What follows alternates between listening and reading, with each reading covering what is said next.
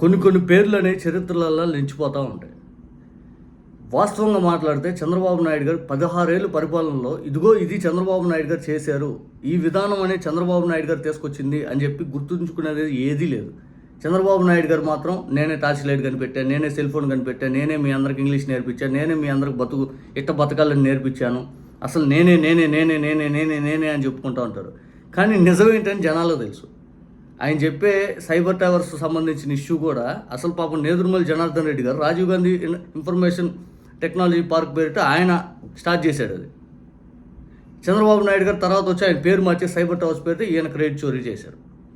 అసలు చంద్రబాబు నాయుడు గారు ఇన్ని సంవత్సరాలు పరిపాలించిన దాంట్లో ఎక్కడ కూడా ఇదిగో ఇది బాబు గారు అని గుర్తొచ్చేది ఏదీ లేదు.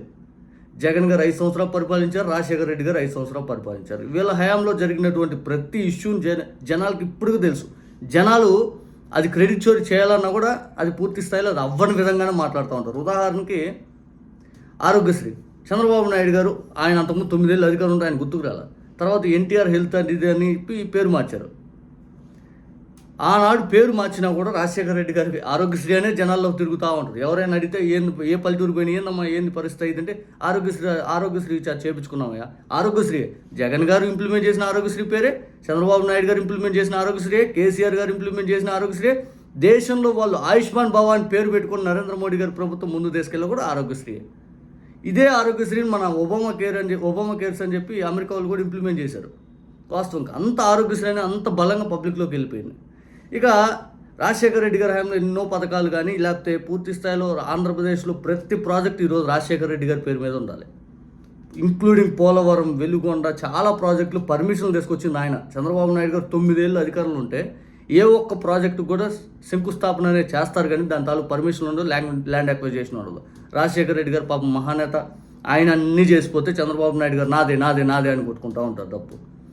ఇక జగన్మోహన్ రెడ్డి గారు కూడా 5 ఏళ్ళు పరిపాలిస్తే 5 ఏళ్ళలో జగన్మోహన్ రెడ్డి గారు దట్ ఈజ్ జగన్మోహన్ రెడ్డి అని చెప్పి పేరు నిలిచిపోయేలా చేసుకున్నాడు. ఉదాహరణకి ఈరోజు కలెక్టర్ సమావేశంలో చూడండి.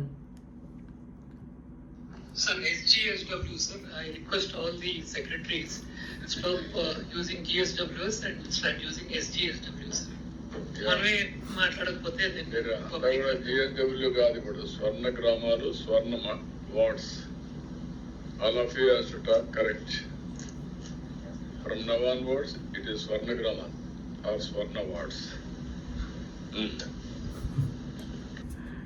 స్వర్ణ గ్రామాలు, స్వర్ణ వార్డులు అంట సచివాలయాల పేర్లు. పాప మా కలెక్టర్ గారు ఎవరో కానీ సార్ మనం సచివాలయాల గురించి గ్రామ వార్డు సచివాలయం గురించి అని డిస్కస్ చేయాలి సార్ 5 అని మాట్లాడుతుంటే ఇప్పటి నుంచి అది స్వర్ణ గ్రామం, స్వర్ణ వార్డు ఇప్పటి నుంచి మీరు ఖచ్చితంగా అది మాట్లాడాలని చెప్పి చంద్రబాబు నాయుడు గారు అక్కడ ఇండికేషన్ ఇస్తూ ఉన్నారు. ఈ జివో స్వర్ణ గ్రామం, స్వర్ణ వార్డు మార్చాలని చెప్పి ఫిబ్రవరి 12వ తారీఖు అంటే దాదాపు 3-4 నెలలు అవుతుంది.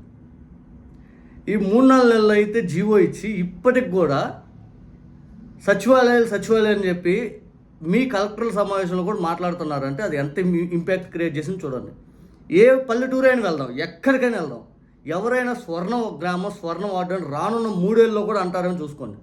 ప్రతి ఒక్కరూ సచివాలయం అంటారు, ఇంక్లూడింగ్ మీ టీడీపీ హార్డ్ కోర్ కార్యకర్తలు కూడా.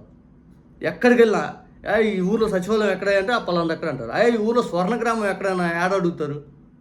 అది ముందు ఆ చదువు రాని వాళ్ళకి కూడా అర్థం కాదు. స్వర్ణ గ్రామం ఏంటయ్యా అంటారు.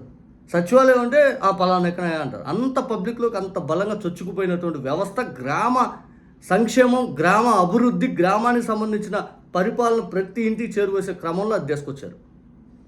మీరు అంటారా మీరు హయాంలో మీ 16 ఏళ్ళు అయితే ఏమీ చేయలే, ఇంకా ఇంటింటికి సంక్షేమం అనే కార్యక్రమాలు ఈ వ్యవస్థలు అన్నీ కుప్పకూల్చే ప్రక్రియ చేస్తూ ఉన్నారు. పాపం సచివాలయం వాళ్ళు ఎంతమంది చనిపోయారు ఈ ప్రెజర్ తట్టుకోలేక. వాళ్ళని పాపం వాలంటీర్ల కంటే ఇంకా అధ్వానం చేశారు. ఏంటంటే ఇంటింటికి ఇలా సర్వేలు పేరిట ఒకటైపోకముందే ఇంకొకటి అసలు వేదనకు గురి చేసి పింఛన్ల కార్యక్రమం అని చెప్పి వాళ్ళని ఒత్తిడి పెంచేసి విచ్చలవిడిగా వాళ్ళు ఆ మండలంలో కాకుండా ఈ వేరే మండలంలో ట్రాన్స్ఫర్ చేసే ప్రక్రియ ఒక రకం వాళ్ళని వేధింపులకు గురి చేస్తూ ఉన్నారు. బికాజ్ ఆఫ్ జగన్మోహన్ రెడ్డి గారు తీసుకొచ్చిన వ్యవస్థ అని చెప్పి, ఇది జగన్మోహన్ రెడ్డి గారి పేరు ఎక్కువ తీసుకొస్తుందని చెప్పి వాళ్ళని వేధింపులకు గురి చేయాలనే ఆలోచనతో ఇంత దారుణంగా జరుగుతుంది. కానీ ఎన్ని చేసినా జగన్ గారు ఇటువంటి చాలా కార్యక్రమాలు చేశారు. పోర్ట్లు, ఫిషింగ్ హార్బర్లు, మెడికల్ కాలేజీలు, నాడు నేడు కింద స్కూల్స్ మార్చడాలు ఎన్నో చేశారు. ఇంకా అలాంటివి చాలా ఉన్నాయి. దట్ ఈజ్ జగన్మోహన్ రెడ్డి అని మీ కలెక్టర్ సమావేశంలో అర్థమవుతుంది.